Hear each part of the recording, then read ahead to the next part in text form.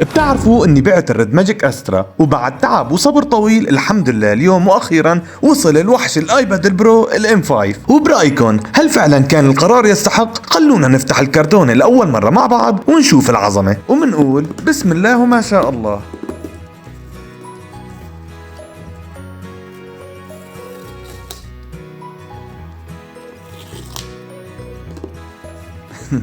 وركزوا لي على الصوت وحنيته، والله طعمه لكل مين بنفسه هيك جهاز، وخاصة متابعيني. قولوا آمين. يا جماعة حتى الغلاف عاملينه بأكابرية، شوفوا السلاسة كيف بتفتحوا. اللهم صل على سيدنا محمد.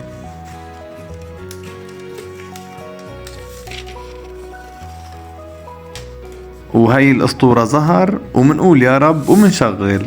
هلا للأمانة وزن الايباد كتير خفيف، مع العلم وزنه 450 جرام، بس انا ما لاحظت هذا الشيء ابدا على ارض الواقع.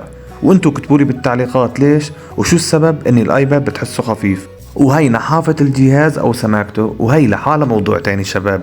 وشوفوا لي ما ارفعه، بسم الله ما شاء الله. شوف لي بالله مو كيوت؟ الله وكيلكم بتخافوا عليه ينكسر انتوا عم تستخدموا او عم تلعب عليه. وهي شباب مثل ما عم تشوفوا بيجي معه فقط كابل الشاحن، اما رأسية الشاحن ما بيجي معه، واذا حدا عنده شاحن زيادة او رأسية يبعت لي اياها. واي سؤال او استفسار انا موجود وعم انتظر تفاعلكم ودعمكم للفيديو.